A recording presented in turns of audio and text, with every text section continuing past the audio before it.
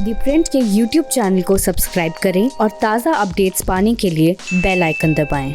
CBI की court ने लालकृष्ण आडवाणी, मुरली मनोहर जोशी, विनय कटियार, उमा भारती ऐसे तमाम जो बड़े चेहरे थे जो कहीं ना कहीं बाबरी मस्जिद के डेमोलिशन के लिए एक तरह से उनके ऊपर आरोप लगा था कि उन्होंने कॉन्स्पिरेसी की है, उस कॉन्स्पिरेसी से बाहर कर दिया।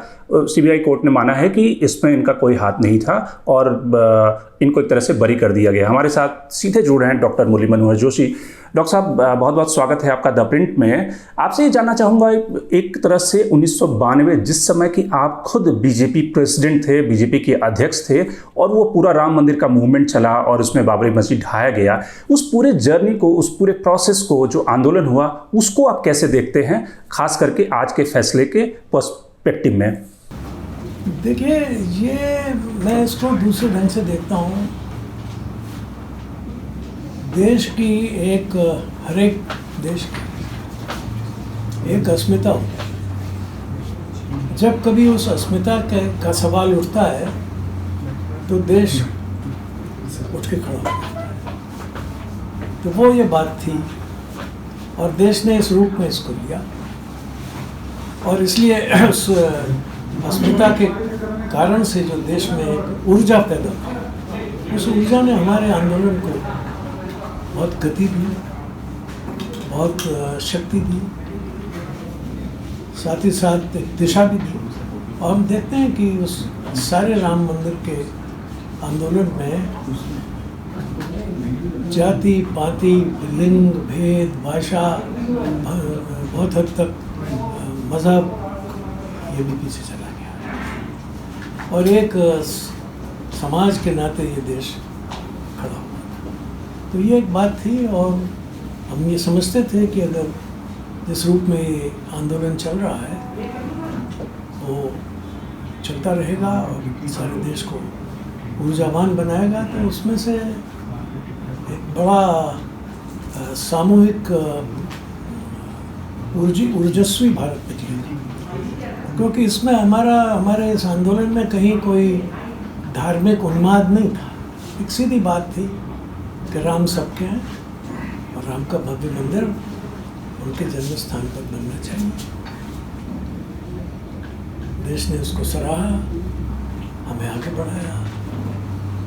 जितने गतिरोध आए उनको हम सब पार करते चले गए और अंत में आज ये अंतिम गतिरोध इस यात्रा में हमारे सामने था। आज न्यायाधीश ने उसको भी स्पष्ट कर दिया कि नहीं, आप लोग जिस उद्देश्य से गए थे वो सही था। ये एक मैं समझता हूँ बड़ी भारी बात थी और लोगों ने बहुत लिखा है इस पर, साहित्य लिखा गया इस आंदोलन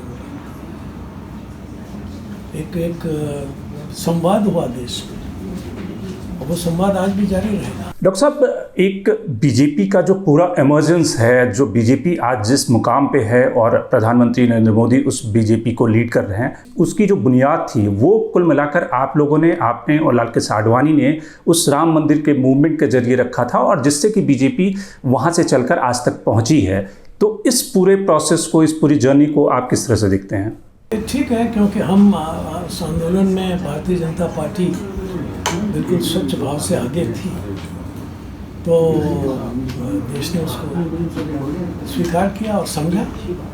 तो उसमें भारतीय जनता पार्टी को ऊर्जा भी मिली, शक्ति भी मिली, समर्थन भी मिला।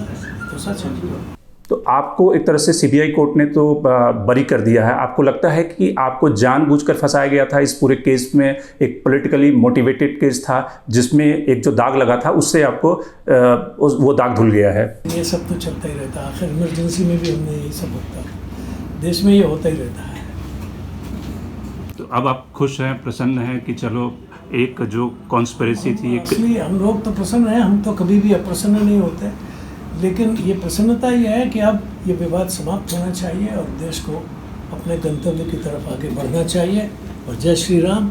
आपको नमस्कार। बहुत बहुत शुक्रिया डॉक्टर जोशी का। ये थे मुरली मनोहर जोशी जो उस समय बीजेपी के अध्यक्ष थे और कुल मिलाकर सीबीआई कोर्ट ने जो आज सारे नेताओं को राहत दी है, इन सबका ये मानना है कि हमारा जो कॉज था और हम सबके जो उस समय के दावे थे कि राम मंदिर का जो मूवमेंट था एक नेशनल मूवमेंट था और ये लोग पूरी तरह से किसी भी तरह की कॉन्स्पिरेसी में नहीं शामिल थे, बल्कि ये तो कारसेवकों को रोक रहे थे कि आप बाबरी मस्जिद को मत ढहाइए। सुप्रीम कोर्ट का जो जजमेंट आया था, सुप्रीम कोर्ट के जजमेंट में ये माना कि वो जो स्ट्रक्चर था वो बेसिकली राम की जन्मभूमि थी और इसलिए वहाँ पे राम मंदिर का कंस्ट्रक्शन भी शुरू हो गया। तो कुल मिलाकर इस पूरे केस के 2 डायमेंशन हैं। इसको आने वाले दिनों में इसको हो सकता है चैलेंज भी किया जाए, लेकिन जो बीजेपी के बड़े नेता हैं वो इस पूरे केस से बरी हो गए। Shankar Animesh, the print.